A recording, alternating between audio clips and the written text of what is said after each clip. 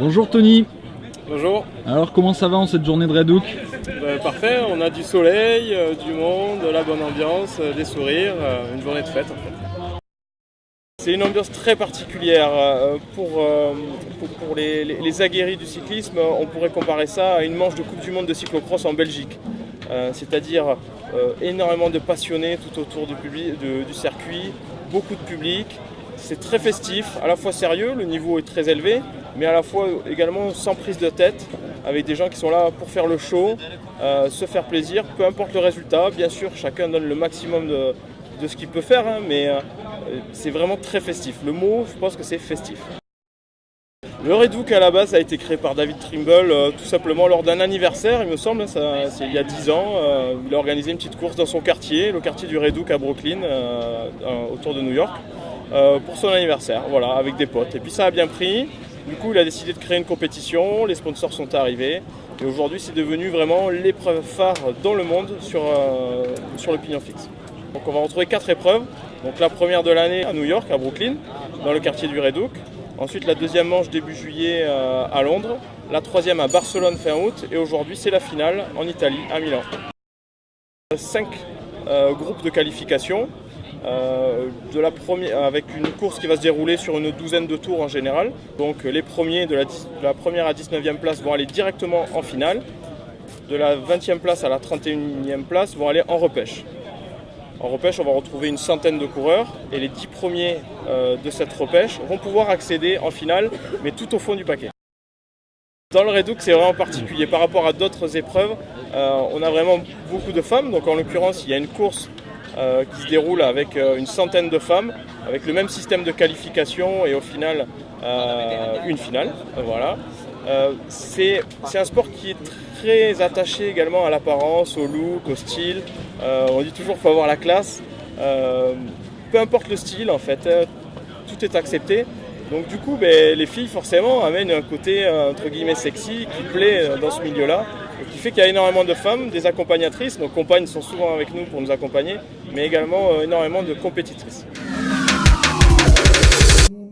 Nous y voici au départ de ces séries qualificatives.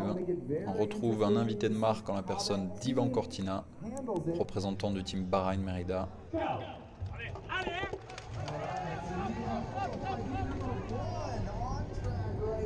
Dès les premiers mètres, le peloton très étiré, avec des groupes d'une 50aine à 60 coureurs. Des attaques, mais le peloton n'entend pas laisser partir les fuyards. La première série verra ainsi la victoire d'Olivier Leroy, le français du team Aventon.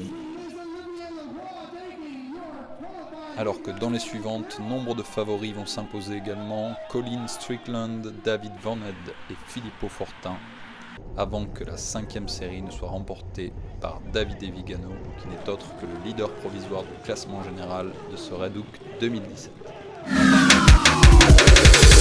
Place donc aux dames. Ici, on ne parle pas de série qualificative. Toutes les féminines seront présentes au départ de la finale.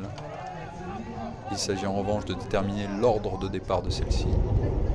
On retrouve parmi les favorites Éléonore Sareva, la française, leader provisoire de ce classement général du Redhook, qui terminera néanmoins 3e de sa série.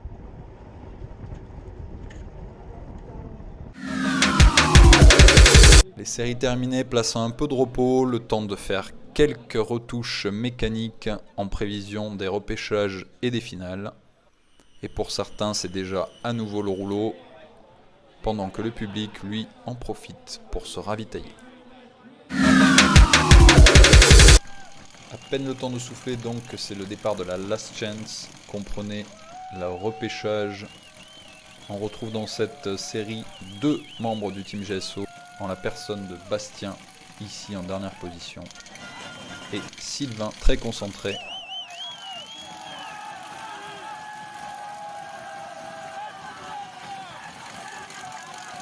Dès les premiers hectomètres, les premières chutes qui vont créer notamment des embouteillages. Un peloton très étiré, mais qui ne rompt pas, ce qui témoigne de l'homogénéité de ce groupe. Alors que le soleil se couche sur Milan, le peloton ne démord pas.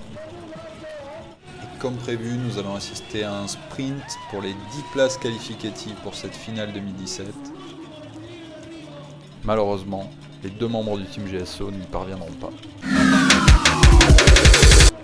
Place donc à la finale dames avec Eleonore Sareva, la française, en pole position. Elle porte ce maillot distinctif rouge de leader du classement général. Va-t-elle réussir à le conserver à l'issue de cette finale? On rappelle qu'il faut qu'elle termine dans les 11 premières. Et c'est parti. Excellent départ d'Eleonore. Une ambiance de fou ici à Milan.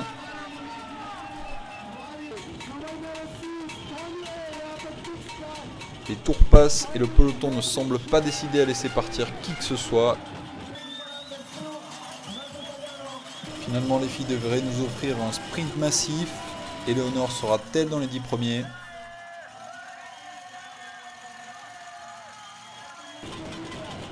Le sprint est remporté par Maria Sperotto, l'italienne.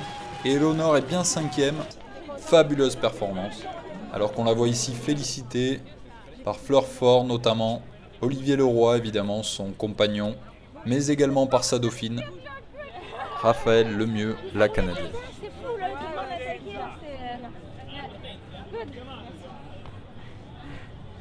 Eleonore Sareva, ça y est, c'est fait.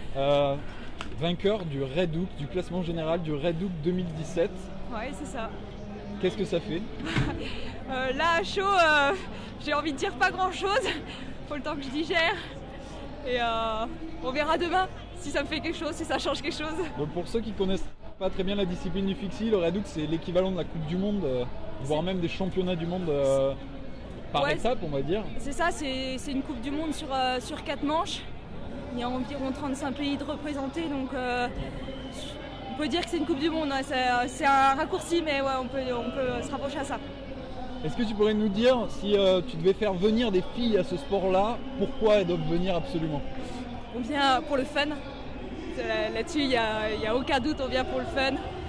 Et les filles sont à égal des hommes. C'est une des rares disciplines où on est représenté pareil, on est reconnu pareil, on a les mêmes primes.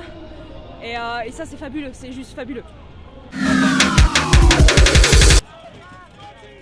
Enfin, pour conclure et clôturer cette journée de Red Hook 2017 à Milan, la finale messieurs, avec ici aussi le challenge pour le classement général 2017. Davide Vigano, on rappelle, qui est en tête. Le public, toujours très nombreux, n'a pas quitté les abords du circuit. Très rapidement, on observe un duo à l'avant de cette course avec Ivan Cortina, le membre du team Bahrain Merida. Pour un novice, il est bien présent aux avant-postes. La chasse s'organise derrière avec Specialized, mais plus les tours passent et plus ce duo semble inarrêtable. Et le public assistera donc à la victoire d'Ivan Cortina pour sa première, devant l'Italien Alessandro Mariani, son compère d'échappée du jour. Davide Vigano, quant à lui, remporte le classement général.